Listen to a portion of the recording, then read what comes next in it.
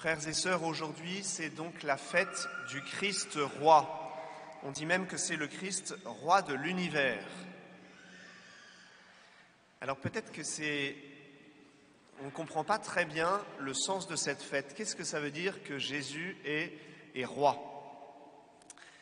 Alors en réfléchissant, j'ai pensé, figurez-vous, à la reine d'Angleterre.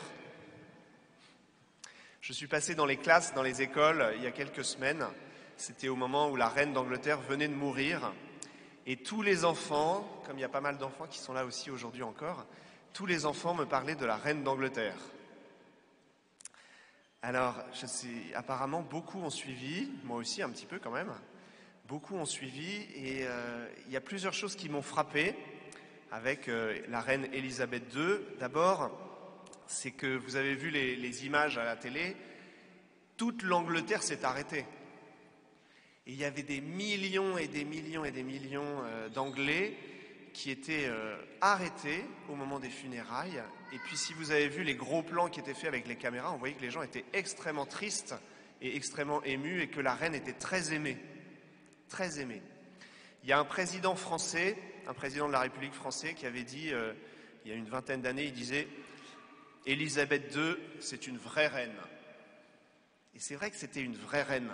Quand on la voyait dans son carrosse, ou quand on la voyait dans sa belle voiture, Rolls, ou quand on la voyait au balcon de Buckingham Palace avec ses petits-enfants pour les mariages, c'était une vraie reine, une vraie reine. Et en même temps, il y a beaucoup de commentateurs qui ont dit une des raisons pour laquelle elle était aimée, c'est que pendant toute sa vie, elle s'est mise au service de son peuple. Ça a été une reine qui s'est mise au service. Et du coup, beaucoup disaient, mais pourquoi est-ce qu'elle est tant aimée dans son pays? C'est parce que c'était une reine au service. Et ça, c'est intéressant parce que là, on se rapproche de Jésus. Jésus, il est pleinement roi et en même temps, c'est un roi serviteur. Un roi serviteur. Alors, d'ailleurs, la reine, j'ai vu ça aussi, c'est très intéressant, elle était chrétienne et elle priait tous les jours. Ça, peu de gens le savent, mais elle priait tous les jours. Et chaque année, elle faisait un petit message de Noël où elle parlait de Jésus. Toujours, vous pouvez regarder. Et elle disait, mais en fait, il faut qu'on demande l'exemple à Jésus, qu'on cherche à imiter Jésus.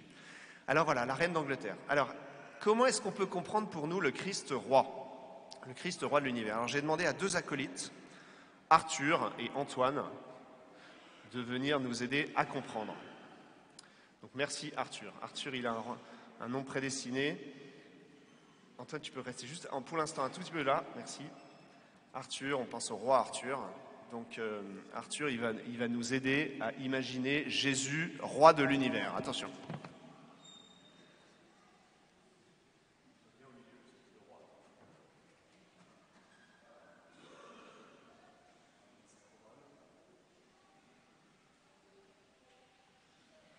Voilà, je vous présente Arthur qui joue pour nous Jésus, roi de l'univers. Et là, c'est extraordinaire parce qu'on peut réentendre la deuxième lecture qu'on a entendue et on peut regarder ou imaginer Jésus, roi de l'univers.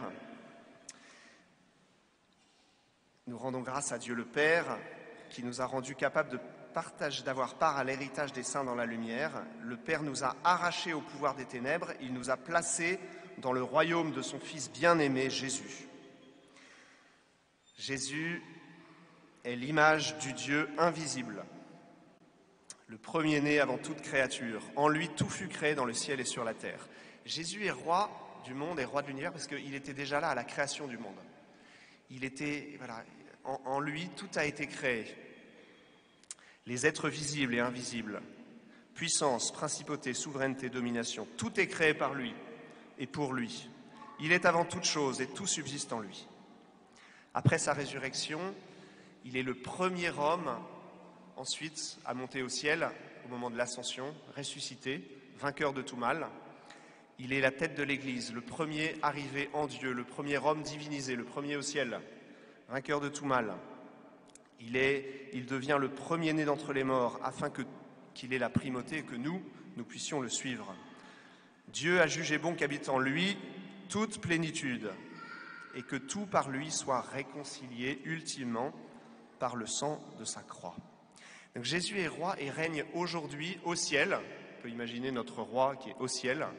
Souvent, quand vous allez dans les églises, les grandes basiliques, vous voyez un Christ en gloire là-haut, là, qui règne au ciel.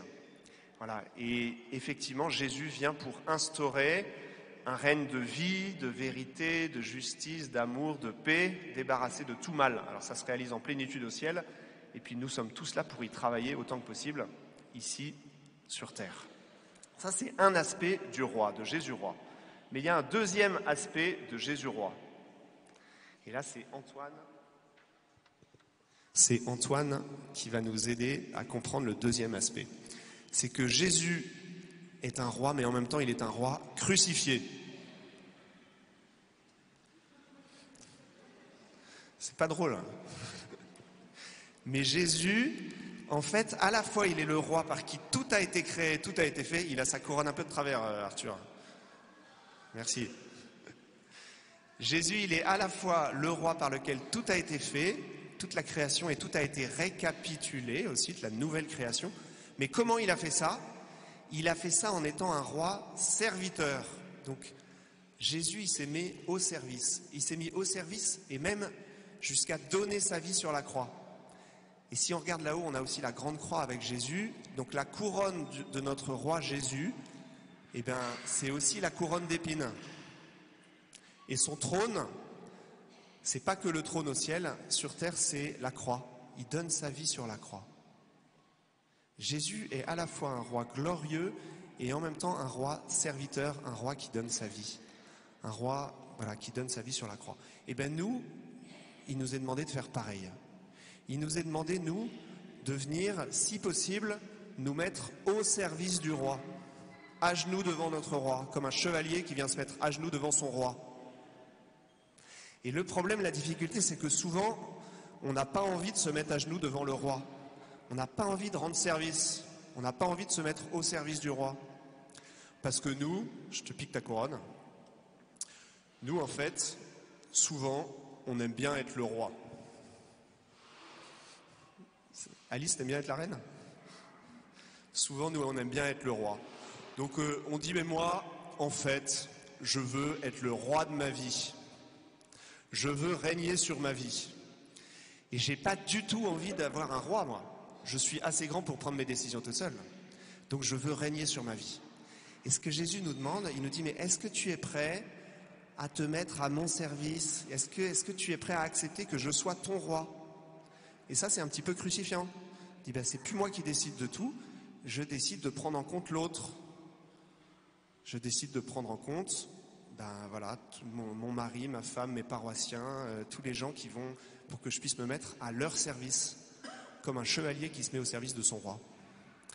Et ça peut être un petit peu crucifiant, mais en fait c'est source de joie, parce qu'une fois qu'on a fait ce parcours-là, qu'on donne notre vie comme Jésus, et bien derrière, Dieu veut faire de nous des enfants de roi, et il nous rend notre couronne. Et les enfants qui vont être baptisés, Gustave et Gabriel, les enfants qui vont être baptisés, à un moment donné dans le baptême on dit qu'ils qu'ils participent à la royauté de Jésus. Dieu veut faire de vos enfants qui vont être baptisés des fils de rois, des rois, des princes, pour participer à la royauté de Jésus.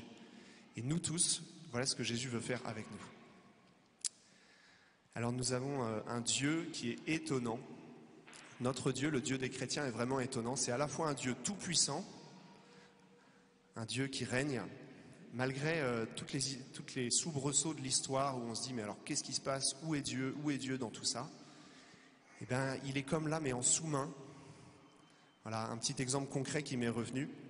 Il y a 10 jours, on a eu la nouvelle un petit peu de scandale dans l'église avec des prêtres ou des évêques qui ont défailli. Eh bien, ce jour-là, à la messe, la lecture du jour du lundi, c'était « Il est inévitable que des scandales arrivent. Malheur, mais malheur ceux par qui ces scandales arrivent. » La providence de Dieu qui accompagne toute notre histoire en toute situation. Alors prions frères et sœurs pour que nous acceptions de nous mettre au service de notre roi, Jésus, et de servir comme lui, et puis aussi de donner notre vie pour les autres. Amen. Merci Arthur et Antoine. Merci beaucoup.